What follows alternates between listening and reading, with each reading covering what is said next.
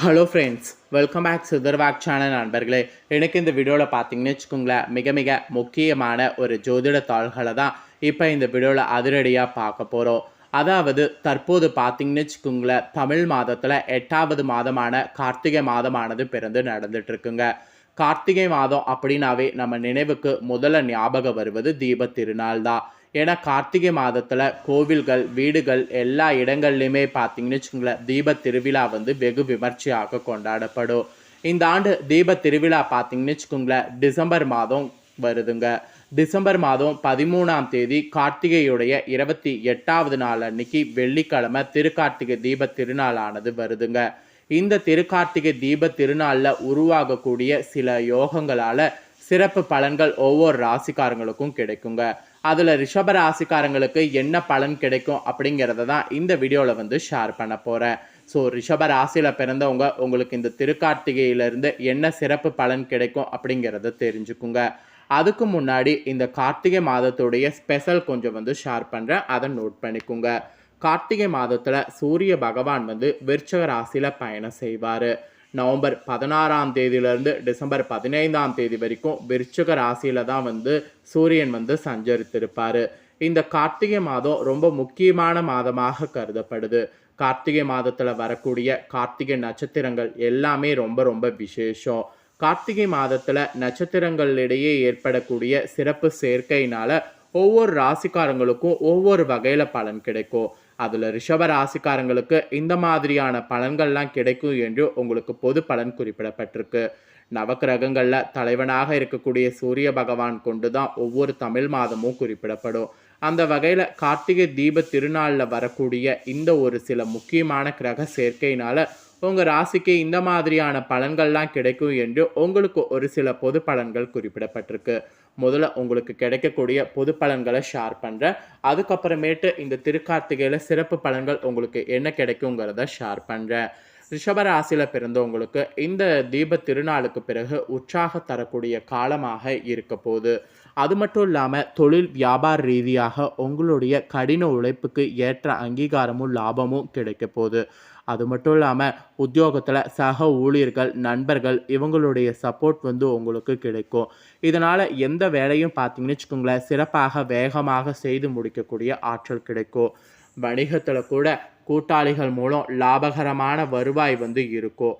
அந்த லாபகரமான வருவாய் இருக்கும்போது அந்த லாபகரமான வருவாய்க்கேற்ப செயல்பட வேண்டியது அவசியம்.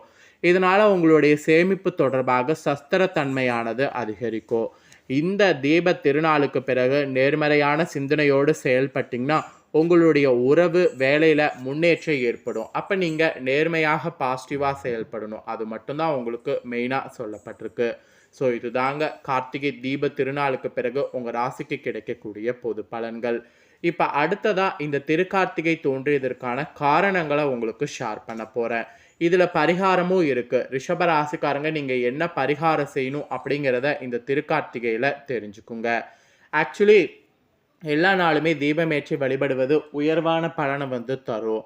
இறைவனுடைய தீபமேற்றி வழிபடுவது எல்லா மங்களங்களையுமே தரும். அதை முதல்ல தெரிஞ்சுக்குங்க. அதுலேயும் திருக்கார்த்திகை தோன்றுவதற்கு 2 விதமான காரணங்கள் கூறப்படுது. அதில் ஒன்று, ஒரு முறை உமாதேவி சிவனுடைய கண்களை விளையாட்டாக கைகளில் மறைத்திருக்காங்க. அப்போது பிரபஞ்சமே இருள்மயமாக ஆயிருக்கு. உயிர்கள் அனைத்தும் துயரில் ஆழ்ந்திருக்கு. இச்செயலால் தேவிக்கு பாவம் உண்டானது. விமோசனம் தேடி காஞ்சிபுரம் சென்று சிவனை நோக்கி தவத்தில் ஆழ்ந்தாங்க. இறைவனும் தேவிக்கு காட்சியளித்து திருக்கார்த்திகை நாளில் திருவண்ணாமலை வரும்படி அருள் புரிந்தார். தேவியும் அண்ணாமலையில் உள்ள பவளக்குன்று மலையில் இருந்து கௌதம் மகரிஷி உதவியோடு பர்ணசாலை அமைத்து தவம் செய்தாங்க. பௌர்ணமி சந்திரன் கார்த்திகையில் சஞ்சரிக்கக்கூடிய வேலை வந்தது. இறைவன் தேவிக்கு காட்சியளித்து இடப்பாகத்தில் ஏற்று அருள் புரிந்தார். அந்த தினமே கார்த்திகை தீப திருவிழாவாக கொண்டாடப்படுது என்று இந்த திருக்கார்த்திகைக்கு வந்து இந்த ஒரு புராண கதை சொல்லப்படுது. மேலும் இந்த திருக்கார்த்திகை விழா பிறந்ததுக்கு மற்றொரு காரணமும் சொல்லப்படுது. ஒரு சமயம் திருக்கயிலத்தில் பரமேஸ்வரனும் அம்பிகையும் எழுந்தருளி இருக்கும்போது அங்கு நெய்யிட்ட திருவிளக்கு ஒன்று எரிந்து கொண்டிருந்தது. விளக்கு ஒளி இழக்கக்கூடிய தருணத்தில் எலி ஒன்று அங்கு வந்தது. நெய்யின் வாசனை அறிந்து அதை உண்ண நினைத்து திரியை இழுத்தது. தூடி விடப்பட்டதால் தீபம் பிரகாசமாக இருந்தது. ஒளி மிகுந்தியானதால் எலி ஓட ஆரம்பித்தது.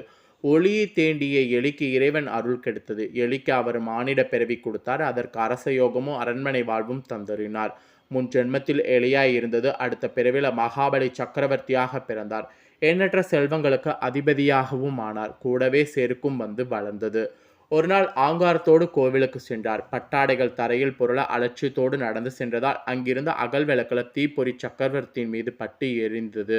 உடல் புண்ணாயிற்று. செருக்கு அடங்கிய சக்கரவர்த்தி இரு கை கூப்பி ஆண்டவனை நோக்கி பிரார்த்தித்தார். தனது உடம்பில் ஏற்பட்ட ரணத்தை போக்கி அருளுமாறு வேண்டினார். தீப்பொறியால் ஏற்பட்ட ரணத்திற்கு நாள்தோறும் கோவில்ல தீப வரிசைகளை ஏற்றி தொழுது கொண்டு நீ வா, காலப்போக்குல உன் நோய் நீங்கும் என்று இறைவன் அசிரியாக சொல்ல மன்னன் மகிழ்ச்சியுற்றான். நாள்தோறும் கோவிலுக்கு சென்று வரிசை வரிசையாக நெய் தீபங்கள் ஏற்றி வழிபட்டான். இவ்வாறு திருவிளக்கு ஏற்றி வந்த காலத்தில் கார்த்திகை மாத கிருத்திகை நட்சத்திரம் கூடிய பௌர்ணமி திதியில் இறைவன் திருவுள்ளம் இறங்கியது. இறைவன் ஜோதி வடிவில் வந்து ஒளிப்பிளம்பாக நின்றான். மன்னனுடைய நோய் நீங்கியது. இவ்வாறு தொடங்கிய தீப வரிசை வழிபாடு கார்த்திகை தீப திருவிழாவாக உயர்ந்தது.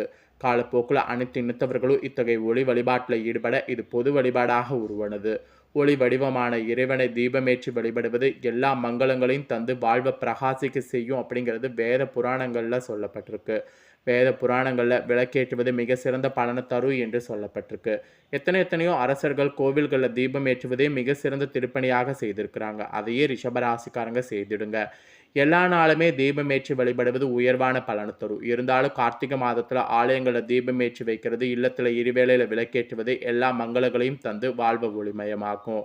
கார்த்திகை மாதம் முழுவதுமே தினமுமே மாலையில் வீடுகளில் ஆலயங்களை விளக்கேற்றி வழிபடுவது அக்னியின் வாயிலாக ஆண்டவனுக்கு அபிர்பாகம் அளிக்கக்கூடிய பெரும் யாகத்திற்கு நிகரான பலன் உங்களுக்கு கிடைக்கும். தினமும் விளக்கேற்ற முடியாதவங்க துவாதசி, சதுர்த்தி, பௌர்ணமி ஆகிய 3 தினங்கள் மட்டுமாவது கண்டிப்பாக தீபம் ஏற்ற வேண்டும். கார்த்திகை மாதத்தில் தொடக்கத்திலும் முடிவிலுமாக 2 நாட்களில் கார்த்திகை நட்சத்திரம் வருமாக இருந்ததுன்னா 2வது வரக்கூடிய நாட்களில் கொண்டாடுவது மரபு. ஸோ இந்த ஆண்டு பார்த்தீங்கன்னு வச்சுங்களேன், டிசம்பர் 13ஆம் தேதி கார்த்திகை தீபமானது வருது. அன்று நீங்கள் தீபத்தை கண்டிப்பாக வந்து ஏற்றி வழிபாடு செய்யாமல் இருக்கக்கூடாது. ஸோ கார்த்திகை தீபத்துடைய சிறப்பையும் பார்த்துட்டோம், பொது பலனையும் பார்த்துட்டோம். இப்போ உங்கள் ராசிக்கு இந்த கார்த்திகை தீப திருநாள்லேருந்து கிடைக்கக்கூடிய சிறப்பு பலன்களை பார்க்க போகிறோம். பெற்றோர்களைப் போல நண்பர்களையும் நினைக்கக்கூடிய அன்பு மிக்கவர்கள் நீங்கள். ஒருபோதும் நண்பர்களுக்கு துரோகம் செய்யக்கூடாது. அந்த எண்ணத்தோடு செயல்படணும் இந்த கார்த்திகை பௌர்ணமிக்கு பிறகு. இப்படி செயல்பட்டிங்கன்னா இந்த கார்த்திகையுடைய தீப திருநாளுக்கு பிறகு உங்களுக்கு சிறப்பு பலனாக இதெல்லாம் வந்து கிடைக்குங்க. உத்தியோகத்தில் வந்து சம்பளம் வந்து சரிவர வராமல், அதாவது காலம் தாழ்ந்தி வந்த சம்பளம்லாம் வந்து இனி இந்த கார்த்திகை தீபத்துக்கு பிறகு மாத ஆரம்பத்திலே வந்து உங்களுக்கு கிடைக்கும். தடையே இல்லாமல் உத்தியோகத்தில் உங்களுக்கு எல்லாமே வந்து வர ஆரம்பிக்கும். அப்புறம் வியாபாரம் செய்யக்கூடிய வியாபாரிகள் தேவையற்ற கால விரயத்தை தவிர்க்கணும். காரணம், உங்களுக்கு அடிக்கடி மறதி வந்து போகும். அதுக்காக தான் வந்து சொல்கிறேன். உங்கள் வேலைகளை டைரியில் எழுதி வைத்து கொண்டு திட்டமிட்டு செயல்படுவது நல்லது. எந்த அளவுக்கு திட்டமிட்டு செயல்படுறீங்களோ அந்த அளவுக்கு உங்களுக்கு காரிய வெற்றி உண்டாகும். குடும்ப தலைவிகள் உங்கள் எதிர்பார்த்தவாறு இதுவரை சேர்த்து வைத்த பணம் அல்லது சீட்டு தொகையில் உங்களுக்கு புதிய நகை வாங்குவதற்கு வாய்ப்பு இருக்குது. அந்த மாதிரி வாங்குவதற்கு வாய்ப்பு இருக்கும்போது கண்டிப்பாக இந்த டைம் திருக்கார்த்திகைக்கு பிறகு வாங்குங்க. வாகனம் ஓட்டும்போது கவனமாக இருக்கணும். வாகனங்களில் உங்களுக்கு பெருத்த நஷ்டம் ஏற்பட வாய்ப்பு இருக்குது. அது மட்டும் இல்லாமல் திரைக்கலைஞர்களை பொறுத்தவரை ஒரு சிலர் நீங்கள் திரைப்படத்தில் சேருவதற்கு ஒரு தொகையை தயாரிப்பாளர்களுக்கு தர முடிவெடுப்பீங்கள்ல. இருப்பினும் அந்த திரைப்பட பேனரை பற்றி நீங்கள் நன்கு ஆராய்ந்து செய்தது நல்லது. அதாவது அந்த திரைப்படத்தை பற்றி நன்கு ஆராய்ந்து செய்து அதுக்கப்புறம் நீங்கள் காசு கொடுக்கறது நல்லது. இல்லைனா அதெல்லாம் இந்த கார்த்திகைக்கு பிறகு தவிர்க்கிறது நல்லது. அப்புறம் ஐஏஎஸ் போன்ற குடிமை பணிகளுக்காக முயற்சி செய்யக்கூடிய மாணவர்களுக்கு தற்போதிலிருந்தே பொது அறிவு விஷயங்களை தெரிந்து கொள்வது நல்லது. மாணவர்கள் அதற்குண்டான குரூப்பை தேர்வு செய்து இந்த திருக்கார்த்திகைக்கு பிறகு கிளாஸ் சேருங்க. அது உங்களுக்கு நல்லது. ஆக மொத்தம் உங்களுக்கு இந்த திருக்கார்த்திகைக்கு பிறகு இந்த மாதிரியான சிறப்பு பலன்கள் கிடைக்கும். ஸோ இதற்கேற்ப நடந்துக்குங்க. உங்களுக்கு பரிகாரமாக என்ன சொல்லப்பட்டிருக்குன்னா, இந்த திருக்கார்த்திகை தீப நாளில் அம்மனுக்கு முல்லை பூச்சரம் கொடுத்து கும்பிடணும். இந்த திருக்கார்த்திகையில் இந்த ஒரு பரிகாரம் செய்திங்கன்னா உங்களுக்கு இன்னும் நிறைய பலன் கிடைக்கும். அதனால் இந்த பரிகாரத்தை மறக்காமல் செய்திடுங்க. ஸோ இது தாங்க திருக்கார்த்திகையுடைய சிறப்பு பலன். ஸோ இந்த வீடியோ ரிஷப ராசிக்காரங்க நீங்கள் பார்த்து முடிச்ச உடனே இதை லைக் பண்ணி உங்கள் ஃப்ரெண்ட்ஸ் ஃபேமிலிக்கு ஷேர் பண்ணுங்கள்.